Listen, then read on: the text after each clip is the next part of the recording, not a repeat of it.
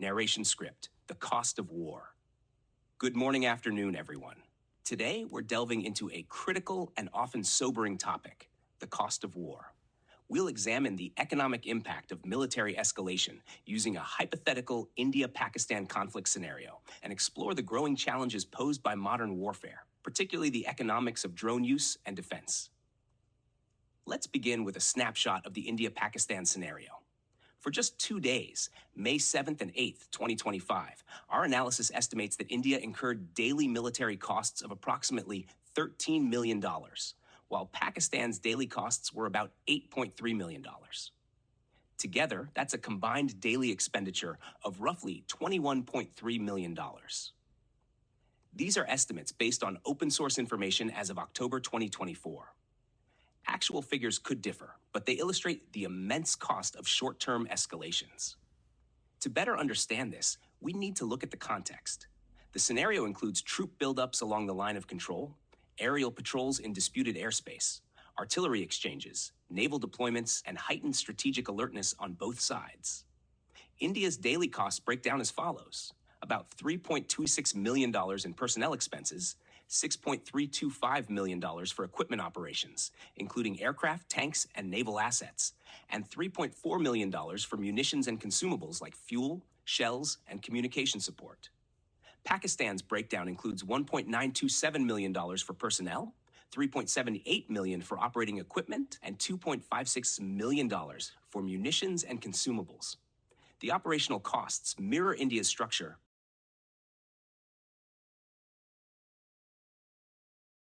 but at different scales.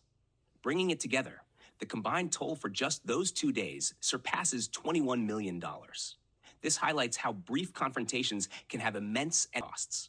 On a daily basis, trade disruptions along the border are estimated at $3.5 million for India and $2.8 million for Pakistan. Tourism and foreign investment take further hits.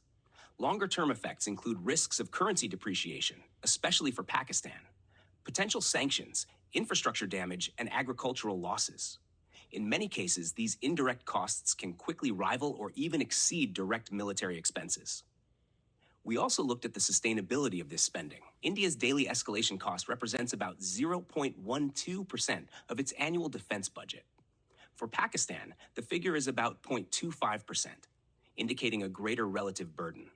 A short escalation might be financially absorbable for both, but prolonged conflict would exert far more pressure on Pakistan's fiscal position. To place this in perspective, we compared historical escalations. When adjusted for inflation, the costs associated with May 2025 are among the highest, exceeding those of past standoffs like the 2019 Pulwama Balakot incident.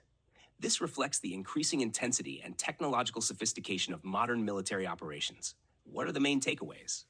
First, a combined daily cost of $21.3 million.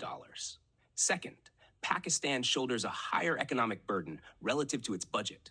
Third, extended conflict would likely strain Pakistan's finances much faster than India's. Fourth, India maintains greater fiscal endurance under the given scenario. Fifth, indirect costs can easily surpass direct military expenses over time. And sixth, both nations have strong economic incentives to avoid prolonged escalation. Now let's shift focus. Beyond traditional military costs, the battlefield has changed, and nowhere is this clearer than in drone warfare. Economically, this presents a new challenge. Consider the S-400 Triumph air defense system.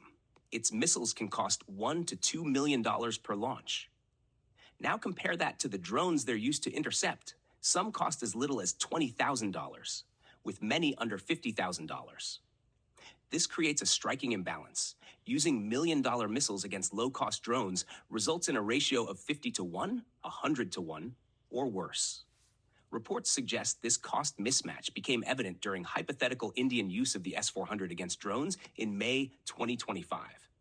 This imbalance isn't isolated to South Asia. We've seen it globally. U.S. forces intercepting $2,000 Houthi drones with $2.1 million SM-2 missiles.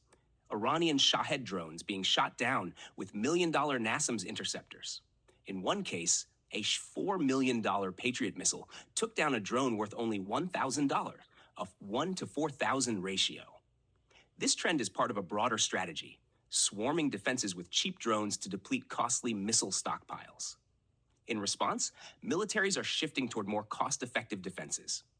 This includes layering air defense, mixing expensive interceptors with cheaper options, and developing low-cost interceptors like the AGR-20 Falco.